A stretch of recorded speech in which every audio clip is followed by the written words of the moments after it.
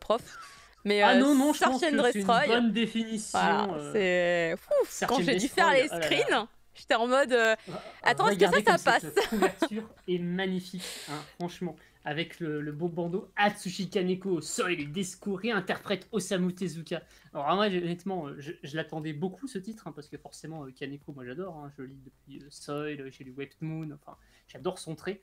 Je trouve que ça se rapproche de Masato Issa. Search and Destroy, du coup, c'était une réadaptation, Ouais. un peu comme avait fait Urasawa avec Pluto, d'un classique de Osamu Tezuka, et cette fois, du coup, c'est Dororo. Et du coup, Dororo, qu'est-ce que c'est? Je pense qu'il n'y a pas trop besoin de rappeler ce qu'est Dororo, mais on va quand même refaire le topo. Donc, c'est l'histoire d'un mec qui a été disséminé aux 80 parce qu'il a été offert en offrande à des démons par son père, et qui part en croisade pour récupérer les morceaux manquants de son corps en éliminant les monstres qui les ont volés. Et donc là, c'est la même chose, mais en différent. Hein, voilà. Effectivement, l'histoire c'est toujours la même, ou presque, sauf que Yakimaru, ça devient une femme, Dororo, c'est un petit garçon, et les démons, c'est des machines qui cherchent à s'approcher de l'humain en récupérant justement des morceaux du corps de Yakimaru. Et l'histoire se passe plus à l'époque Edo, on n'est plus sur un manga de samouraï, on est sur du post-apo, ambiance, inspiration URSS Khrouchtchev et Metropolis, avec vraiment un aspect, comment dire, dictature avec les chapeaux et tout. Totalement. Ah oui. Ouais, pour le coup, vraiment, dans le trait, tu cherches, regarde, si tu regardes sur la couverture, tu verras, Dororo, il a une belle chapka avec un logo avec une étoile sur de face. On le voit ici aussi d'ailleurs, juste à côté C'est- des têtes tranchées, tu vois, sur l'illustration, juste en dessous de ma tête. Tu fais, Ah, ah attends. oui. Ah non, c'est vraiment... Ah oui, effectivement, oui. Ah oui, c'est bonne ambiance, quoi. Ah, c'est bonne ambiance. Ah, donc du coup, c'est assez... J'ai dû incroyable. sélectionner, hein, c'était dur, parce que j'étais là, oula. L'univers est très différent, ça fait quelque chose qui est c'est décrit de manière technologie froide, avec un univers très sale, c'est une sorte de dystopie communiste, voilà. L'héroïne est déshumanisée, mais du coup, c'est plus du tout de la même façon que dans Dororo, c'était quelqu'un de très détaché. Là, on est sur un personnage qui est vraiment bestial, en fait. Yaku, c'est une bête, elle pue, elle s'habille en peau de bête qu'elle a buté, enfin voilà, t'as l'impression qu'elle sait pas parler ou qu'elle sait pas communiquer en tout cas, parce qu'elle hurle, elle fait que crier, tout n'est que pulsion en fait dans sa vie. Et en même temps, comme elle est faite de prothèses, tu te doutes bien qu'elle a du mal à parler, à voir, à entendre. Et quand elle attrape quelqu'un et qu'elle lui chope une nouvelle partie, vraiment le truc qu'elle lui dit, c'est à moi, tu vois, c'est mon truc. C'est se le réapproprie avec une violence vraiment. Là où dans Dororo, t'étais sur quelque chose de beaucoup plus chill avec le mec. Voilà, j'ai récupéré mon bras, c'est cool, on avance. Voilà, on passe à la suite. Oui, non, là, c'est pas du tout le cas. Quand j'ai vu l'extrait. Genre, chill, je te trouve. Ouais, ok. Dans le manga, c'était plus chill. Dans l'animé, pour le coup, il y avait quelque chose de. Dans le dernier animé qu'on avait eu de Dororo, on avait quelque chose d'un peu plus émotionnel, peut-être. Ouais, je le trouve un peu plus dur en vrai, hein, sur la réappropriation de ses membres, c'est pas la même chose. Voilà, mais pour le coup, le manga était plus comme ça. Alors pour le coup, Search and Destroy, pas du tout. Hein, le premier morceau qu'on va récupérer, c'est une langue. Ouais. Alors c'est un passage très harsh. Hein, t'as une sorte de gros porc mécanique qui bouffe des huîtres au fond d'une sorte de c'était des huîtres, j'avais pas capté. Ouais. J'ai cru que c'était des moules, mais c'est des huîtres. Écoute, non, et du coup, pourquoi un robot mange des huîtres? Mais effectivement, c'est parce qu'il veut se rapprocher. C'est un fin gourmet qui essaye de se rapprocher de la sensation du goût que peuvent avoir les humains, et du coup il gobe des huîtres et il en apprécie la texture et le bonheur de pouvoir grâce à sa langue humaine, avec la langue de Yaku, qui évidemment va le décapiter salement pour lui arracher la langue. Mais genre au niveau de la bouche, quoi, net. Ouais, vraiment, au niveau de la mâchoire, effectivement, elle lui coupe la bouche en deux dans le sens de la longueur. C'est du Atsushi Kaneko, hein, donc franchement, voilà, c'est bien crado comme il faut, et j'adore.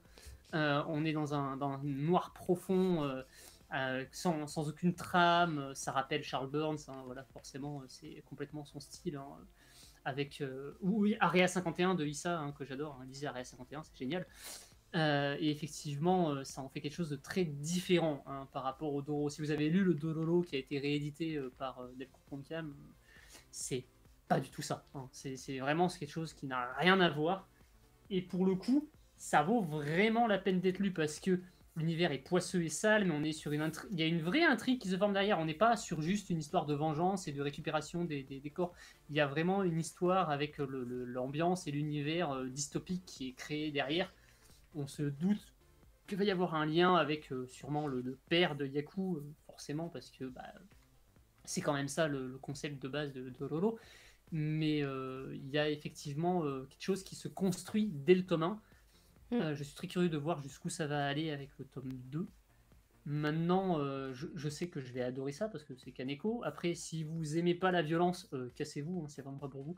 Oui, moi j'ai eu un doute rien que sur l'extrait que du coup j'ai vu sur Caméléo, je t'avais dit. J'étais là genre, ah oui, tu sais, j'ai vu que ça, que des trucs tranchés dans tous les sens. Des têtes, des mâchoires, des bras. Mais le truc, c'est que c'est des machines, donc on est sur quelque chose de violent. Mais il faut pas oublier qu'elle dézingue des robots. Hein. Elle y va sale. C'est vrai. Mais effectivement, c'est du démembrement mécanique.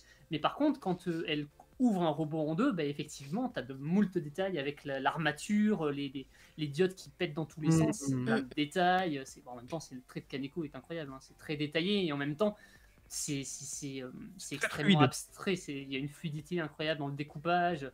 Tu vois bien que son style est inspiré par un mouvement et que... forcément, Kaneko s'inspire du cinéma, hein, ça se voit hein, dans sa mise en scène. Ouais, non, en vrai, là, sur les planches qu'on voit déjà, tu sens qu'il y a une certaine fluidité. C'est incroyable. Le trailer aussi, hein, qui est très révélateur, je trouve, pour le coup. Si vous avez jamais lu du Kaneko, si vous n'avez pas lu Desco, Soil, Webtoon, parce que forcément, t'en as qui sont introuvables maintenant, honnêtement, oui, prenez Search and Destroy, c'est peut-être la meilleure porte d'entrée actuelle pour découvrir Atsushi Kaneko et même se découvrir un titre des Tezuka d'une manière différente. Ça fait double fonction pour le coup de ce côté-là. Et même quelqu'un qui est fan de Tezuka à la base, il trouvera son compte, parce que les fans de Tezuka de base, forcément, Kaneko, c'est pas forcément leur cam. Là, pour le coup, je pense qu'ils seront contents, tu vois. Après, effectivement, c'est beaucoup plus cru. Hein. Oui. Effectivement, ça l'est. Mais tranchant comme ça, au moins... bien tranchant. Ouais. Il y a des bons détails avec la lame qui glisse de la main. Il y a un plan qui rappelle... Je sais pas si tu avais vu le X-Men Bien sûr. du début des années 2000, avec effectivement la griffe de Wolverine qui sort de sa main sur un plan qui descend en contre-plongée. C'est exactement le même, en fait. Je pense que c'est inspiré de ça, d'ailleurs. Mais sur le trailer, justement sur le trailer j'y ai pensé parce que sur le trailer tu le vois, du coup forcément c'est un peu animé et tu vois vraiment le plan où la lame descend et ça a glacé le sang déjà juste ça, donc vraiment le trailer que je crois que c'était Matt Dunk qui l'avait mis dans le chat, donc vous pouvez aller le checker, il est vraiment ultra intéressant. Tout à fait, le trailer du 30 secondes c'est 30 secondes, c'est vraiment intéressant, franchement c'est sympa. Et pour le coup, même si le personnage semble bestial, tu t'attaches quand même, même si Dororo à la base est censé être le personnage auquel tu t'identifies en tant que spectateur dans Dororo.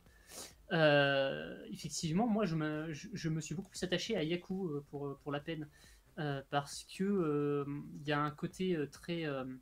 effectivement, elle est aussi humaine que bestiale en fait. Il y a quelque chose de très pur dans son animalité en fait, elle se rapproche de pas tribal mais oui parce qu'elle est pas méchante parce qu'elle a envie d'être méchante, tu vois, elle cherche pas à faire le mal, elle veut juste récupérer les parties de son corps. Elle veut récupérer ses trucs et puis à la base elle est pas agressive ou quoi, je veux dire elle protège les gens. Dororo elle le rejette mais c'est pas parce que pas parce qu'elle l'aime pas, mais c'est juste qu'elle a l'habitude d'être en solitaire et que finalement elle veut pas le mêler à ses affaires qui forcément sont pas les plus réjouissantes du monde quoi. Sachant que Dororo dans cette version là c'est un voleur à la tire hein. Déjà que dans la version de base Dororo était un peu dans ce style là, c'était une gamine c'était un gamin de bandit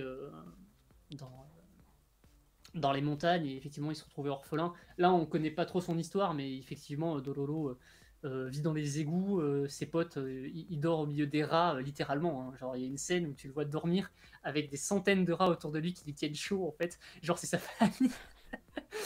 Il y a plein de petits passages comme ça. Il y a un peu de légèreté quand même dans les œuvres de Kaneko. Il y a un humour un peu particulier, mais ça rend très bien. D'ailleurs, Dororo se dépeignait pas de ce genre de style dans l'œuvre originale. Donc, ça va très bien avec. Honnêtement, je trouve que c'est très proche de ce que faisait. De ce que peut faire Tezuka à la base, mais du coup retouché par un autre artiste.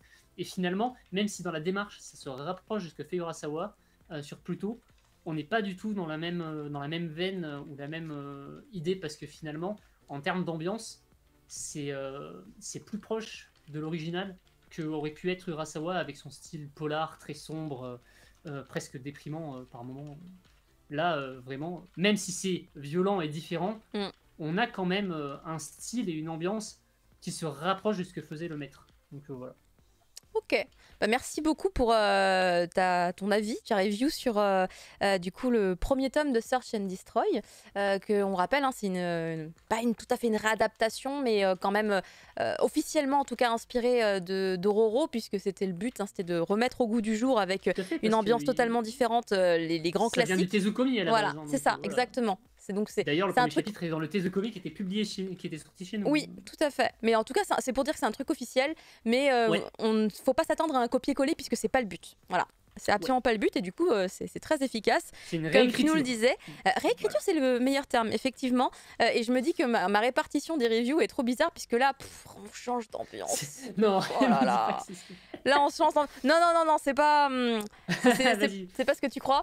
En fait, on va passer sur un shoujo très pur. Ah oui. Je dis oh là là. Mais on fait des montagnes russes.